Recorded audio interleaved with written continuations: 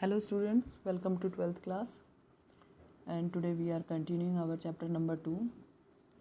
तो देखिए बच्चों, आज का जो हमारा टॉपिक है वो है क्या मौर्य साम्राज्य महत्वपूर्ण है। तो देखिए 19वीं शताब्दी में जब भारत के प्रारंभिक इतिहास की रचना करनी शुरू की, भारत के जब इतिहासकारों ने भारतीय इतिहास की रचना करनी शुरू की, तो उस समय में जो मौर्य साम्राज्य का इतिहास था वो मुख्य काल माना जाता है, क्योंकि इस काल में जो है भारत गुलाम था और ये जो काल था बहुत महत्वपूर्ण था इतिहासकारों के लिए, क्योंकि इसमें अद्भुत कला के साक्ष्य मिले हैं, जिस तरह से मूर्ति कला और बहुत से ऐसे अभिलेख जिनसे उस समय के वैभवशाली इतिहास की जानकारी प्राप्त होती है। इसके बाद नेक्स्ट पॉइंट है सरदार और सरदारी। देखिए सरदार एक ताकतवर व्यक्ति होता है जिसका पद वंशानुगत भी हो सकता है। वंशानुगत का मतलब होता है कि पिता की मृत्यु के बाद उसका पुत्र गद्दी पर बैठे, या पिता की जिस तरह से जब सेवानिवृत्ति हो जाए यानी कि रिटायरमेंट हो जाए तो उसके बाद उसका पुत्र बैठ सकता है। तो उनके समर्थन में उनके खानदान के जो लोग होते थे, सरदार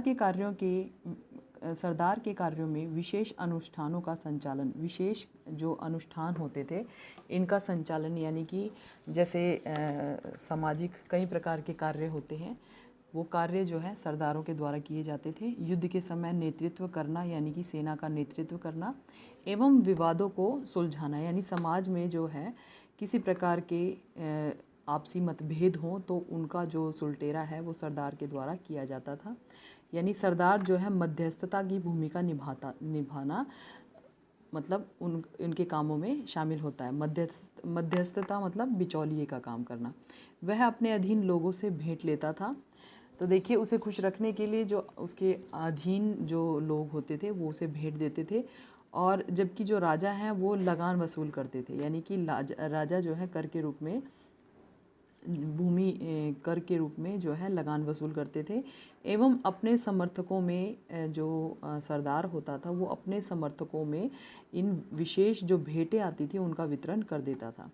सरदारी में प्राय कोई स्थायी सेना अथवा अधिकारी नहीं होते थे, यानी कि जो व्यक्ति अधिक शक्तिशाली होता था या जिसके पास अधिक बड़ी जो है सेना इकट्ठा हो जाती थी वो जो है मतलब शक्तिशाली सैनिक जो है शक्तिशाली सरदार बन जाता था। तो नेक्स्ट पॉइंट है दैविक राजा, यानी कि देखिए इसमें जो देवी देवता की जो पूजा है, पूजा से राजा उच्च स्थिति हासिल करते थे। कुषाण शासक ने ऐसा किया। देखिए आपने अपने इतिहास में देखा होगा कि जो सम्राट होते थे या राजा होते थे, जैसे वो इस प्रकार के नाम रखते थे, जैसे महामहिम, या जिस तरह से जलालुद्दीन, मतलब इस तरह से जो है मतलब अपने नाम से पहले जो है उच्च पदवियां हासिल करते थे। तो इस तरह की जो पदवियां हैं वो कुषाण शासकों के द्वारा हासिल की गई थी, और ये देवी देवताओं की पूजा करके स्वयं को जो है ये देवताओं की संतान जो है सिद्ध करते थे। यानी प्रजा में ये बात चलती थी, यानी प्रजा इस बात को मानती थी कि जो राजा है वो जो है देवताओं की संतान है और धरती पर जो है उनका ये जन्मसिद्ध अधिकार है कि वो इस धरती पर शासन करें।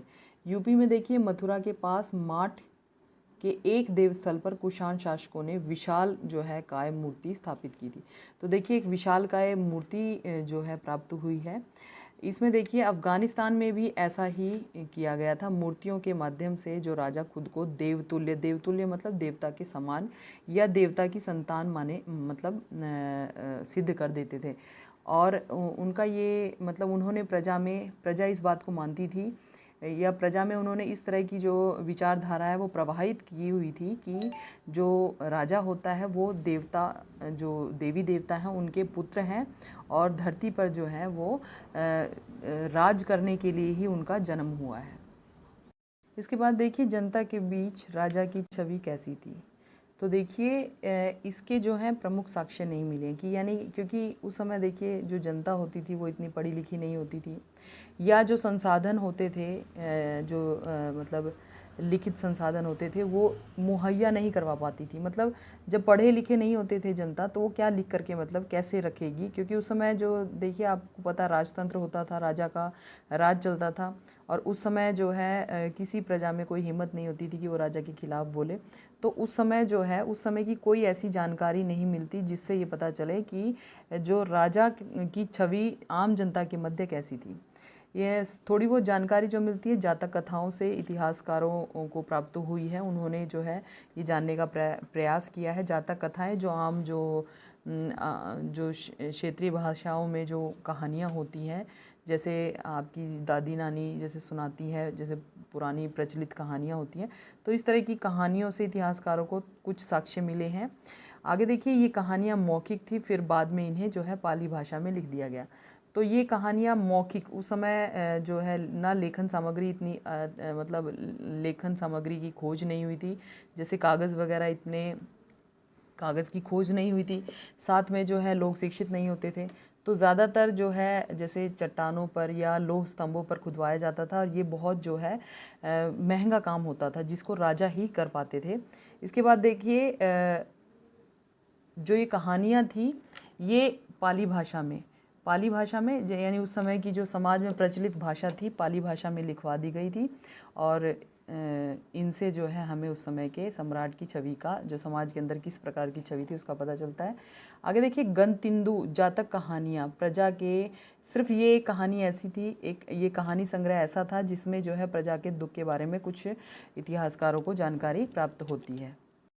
नेक्स्ट पॉइंट है 6ठी शताब्दी ईसा पूर्व से उपज बढ़ने के तरीके। तो देखिए, जिस तरह से समाज में परिवर्तन आ रहा था उस समय जो है, उस समय पर जो है कृषि भी उन्नति पर थी।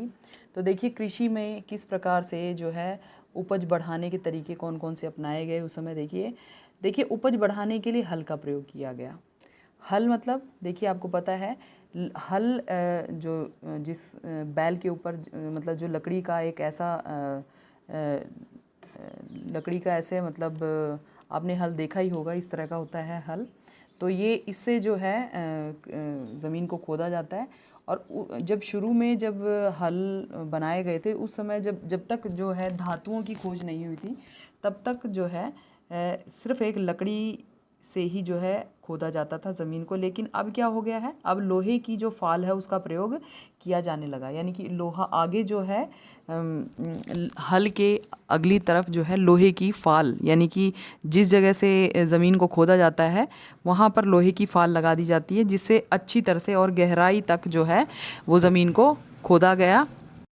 इसके बाद देखिए, फसल को बढ़ाने के लिए कृषक समुदाय ने मिलकर सिंचाई के नए नए संसाधनों का जो है खोज करना शुरू कर दिया, या नए नए संसाधन बनाने शुरू कर दिए। फसल की उपज बढ़ाने के लिए कई जगह पर तालाब, कुएं, नहर जैसी सिंचाई साधन बनवाए गए, और जो कि उपज बढ़ाने में महत्वपूर्ण भूमिका निभाते चले गए। उसके बाद देखिए, ग्रामीण समाज में विभिन्नता, आपको पता है ग्रामीण समाज जो था उसमें बहुत भिन्नता थी, मतलब आर्थिक आधार पर भी थी। मतलब कुछ लोग अमीर होते थे, कुछ गरीब होते थे। तो देखिए, इसमें है उपज बढ़ाने का जो लाभ होता था वो सबको नहीं मिलता था। भूमिहीन किसान भी जो थे, जिनको मतलब जो दूसरे बड़े किसानों की ज़मीनों पर काम करते थे, जिस तरह से जो बड़े ज़मींदार हैं उन्हीं को जो है ये फ़ायदे, सिंचाई वगैरह की जो सुविधाएं होती थी उन्हीं को मिलती थी। बड़े ज़मींदार ग्राम या प्रधान ताकतवर होते थे, यानी कि जो जिनके पास अधिक भूमि होती थी, जो धनवान होते थे, वो समाज में जो है ताकतवर लोग होते थे। जबकि जो छोटे किसान होते थे वो जो है कमज़ोर वर्ग के अंतर्गत आते थे। प्रधान का जो पद है अक्सर वंशानुगत होता था, यानी कि पिता के बाद उसका पुत्र, ये इस जो पद होते थे प्रधान पद, जैसे बड़े बड़े ज़मींदारों के पद होते थे ये, तो उनके बाद उनके पुत्र जो हैं वो प्रधान बनते थे।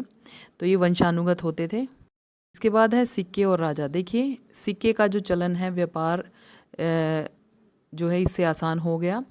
और सिक्कों में देखिए, चांदी तांबे के आहत सिक्के प्रयोग में लाए जाते थे। ये सिक्के खुदाई में मिले हैं, और आहत सिक्कों पर जो है प्रतीक चिन्ह भी मिले हैं। प्रतीक चिन्ह है देखिए, मतलब जो जिस सम्राट के समय के होंगे उस सम्राट का जो है किसी प्रकार के जो है प्रतीक चिन्ह उस पर लगाए जाते थे। सिक्के राजाओं ने जारी किए थे। शासकों की जो प्रतिमा, नाम उनके साथ साथ जो है पहले सिक्के यूनानी शासकों ने भी जारी किए थे। तो देखिए इन सबसे पहले जो सिक्के थे वो यूनानी शासकों ने जारी किए थे, जिनके ऊपर उनकी प्रतिमाएं और उनके नाम अंकित होते थे।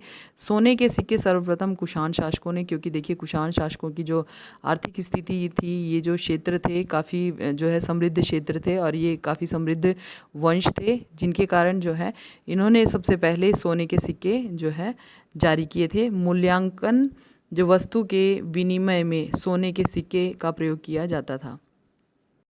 और हमारे यहाँ जो दक्षिण में है, दक्षिण भारत में बड़ी तादाद में रोमन सिक्के मिले हैं, जो ये सिद्ध करता है कि यहाँ पर जो है रोम के साथ व्यापारिक संबंध थे। सोने के सबसे आकर्षक सिक्के यानी कि बहुत ही सुंदर सिक्के जो है गुप्त शासकों ने जारी किए थे। इसके बाद जो है हमारा नेक्स्ट टॉपिक है वो अभिलेखों का साध्य सीमा। तो देखिए उस समय के जो अभिलेख जो हमें प्राप्त हुए हैं, जो पुरातत्वविदों को प्राप्त हुए हैं, क्या ये जो उस समय के इतिहास को जानने में क्या पूरी तरह से सत्य सिद्ध होते हैं? तो सबसे पहला देखिए हल्के ढंग से उत्कीर्ण अक्षर। तो देखिए बहुत सारे ऐसे अभिलेख मिले हैं जिनमें जो अक्षर हैं वो हल्के ढंग से उत्कीर्ण हैं, जिन्हें मतलब पूरा पढ़ा नहीं गया। तो इस आधार पर जो है हम जो है इतिहास को पूरी तरह से जान नहीं पाएंगे, क्योंकि देखिए जब जो अक्षर हैं वही जो क्लियर नहीं है, तो हम किस तरह से जो है उस इतिहास को सत्य सिद्ध मान लेते हैं। उसके बाद देखिए कुछ अभिलेख ऐसे प्राप्त हुए हैं जिनके अभिलेखों में जो है अक्षर ही विलुप्त हो गए हैं। तो देखिए जिनकी वजह से उन्हें पढ़ना बड़ा मुश्किल हो गया है। तो क्या हम ऐसे अभिलेखों को इतिहास का अंग मान सकते हैं? इसके बाद देखिए वास्तविक अर्थ समझने में कठिनाइयाँ। तो कुछ अभिलेखों में शब्दों के वास्तविक अर्थ को समझ पाना बहुत ही जो है मुश्किल होता है, जिसके कारण कठिनाई उत्पन्न होती है। यानी कि उस समय के जो इतिहासकार हैं या जो लिखने वाले हैं वो कुछ और लिखना चाहते हैं, और जो अब हैं जो पढ़ते समय जो है उनके उस समय वो जो सही अर्थ हैं वो नहीं ज्ञात हो पा रहे हैं। तो इस वजह से जो है मतलब इतिहास को सही जानने में हमें दिक्कतें आ रही हैं। तो इसके बाद देखिए अभिलेखों में दैनिक जीवन के कार्य लिखे हुए नहीं होते थे। तो देखिए अगर हम अभिलेखों के माध्यम से इतिहास को जानने का प्रयास करें, तो देखिए राजा केवल क्या करते थे, राजा केवल अपने से संबंधित बातों को जो है अभिलेखों के माध्यम से जनता तक पहुंचाते थे, लेकिन आम जो जनजीवन होता था उसके बारे में पता लगाना बहुत मुश्किल होता था। तो देखिए अभिलेखों में केवल राजा महाराजा की और मुख्य बातें ही होती थी, यानी वो अपने से संबंधित मुख्य बातें ही वो खुदवाया करते थे, ठीक है ना। इससे हमें दैनिक जीवन के आम लोगों के बारे में, दैनिक काम मतलब वो क्या रोज़मर्रा का उनका कैसा जीवन था, कैसा उस समय का शासन था, किस तरह से वो राजा से संतुष्ट थे या नहीं थे, या मतलब प्रजा के प्रति क्या जो शासक था वो जवाबदेही था या नहीं था, उनके प्रति कैसा व्यवहार था। तो इन चीज़ों का जो है हमें इन अभिलेखों से पता नहीं चलता है। इसके बाद हमारा अंतिम विषय है, अंतिम जो पॉइंट है वो है अभिलेख बनवाने वालों के विचार। तो देखिए अभिलेख को देखकर ये पता चलता है कि जिसने अभिलेख बनवाया उसका विचार किस प्रकार के हैं, इसके बारे में हमें जानकारी प्राप्त होती है। यानी कि देखिए अब अभिलेख बनवाने वाला, मान लीजिए अगर उस समय जो है जो शासक हैं, शासकों का बहुत सारे लोग ऐसे होते थे जो राजा को प्रसन्न रखने के लिए जो है अभिलेखों को बड़ा चढ़ा के वो लिखवाते थे। तो इससे जो है जो अभिलेख जो प्राप्त हुए हैं इनसे हमें उस समय के लोगों के विचारधाराओं का पता चलता है। तो ये सारे पॉइंट्स आपको क्लियर हो गए होंगे बच्चों। तो ये जो चैप्टर है आज हमारा कंप्लीट हो गया है। Thank you, have a nice day.